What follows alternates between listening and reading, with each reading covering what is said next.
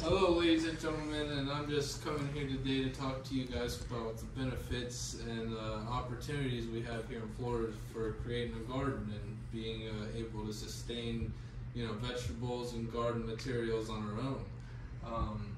Gardening in Florida is very versatile, but we have some things we need to watch out for. I'm going to go over through this with you. Understanding Florida's climate, that's one of the largest things because we live in a subtropical zone.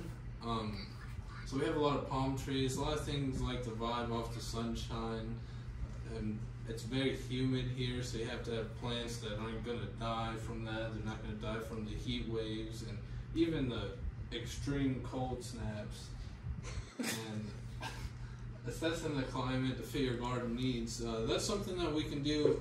If your subtropical climate isn't working for what you want to be gardening, you can actually do a greenhouse, and you could do some indoor plants if you would like. A lot of people are doing microgreens nowadays, which is very beneficial to your health. It has a lot of antioxidants and vitamins and things that we can't get from our everyday intake of other foods we have. Soil health is the key. Something we need to be looking out for is taking care of our soil and finding out what soil we have to fit the needs that we're going to plant there. We can enhance our soil with compost, worm casting, manure, organic material that can enrich the soil and help the plants actually grow and be healthy throughout their vegetation life. Choosing the right plants is very important. We need to make sure that we're not choosing anything that survives in the desert and something that needs to be in an island or subtropical climate zone.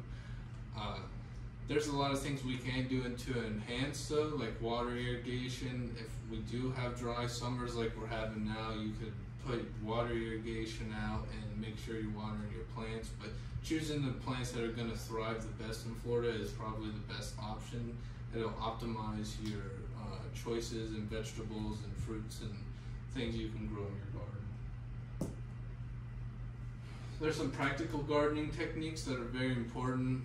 These studies have been done by the University of Florida, and like I mentioned earlier, amending the soil with organic matter, like compost or worm castings, that's very helpful to the plants and having a beautiful garden to support you and your family. Watering the plants, making sure the irrigation is, that's exactly what that's for. There's actually some other options like hydroponics that are starting to gain revenue and trends in today's world. It doesn't really have as many bad qualities in your gardening because there's less soil, so there's not as many diseases, and you can do everything inside. Actually, it's a new concept that's going to take over. Pest and disease management. This isn't going to be geared toward your greenhouse growers. It's more toward your outdoor growers, and it's mainly so you're not losing your crop, because there's a lot of crop loss in the state of Florida due to bugs and things that carry diseases, and diseases don't die very easy. Some of them can intertwine with the DNA of the plant, and further on making the farmer gather a tissue culture on the plant to figure out if he has to destroy his whole crop or not. And that's something that we can avoid with hydroponics and even just an integrated pest management control system.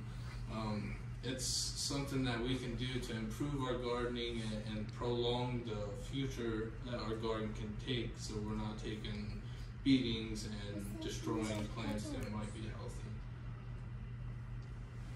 So understanding Florida's diverse climate zone and the impact on gardening practices was an important thing.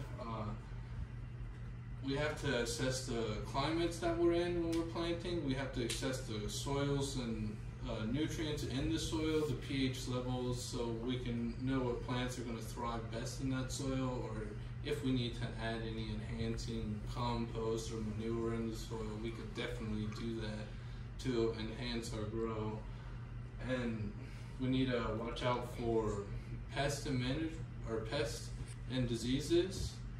And we also need to have watering and mulching, something that's going to also support the water retention in our plants so we're not running them dry when we're not having rain.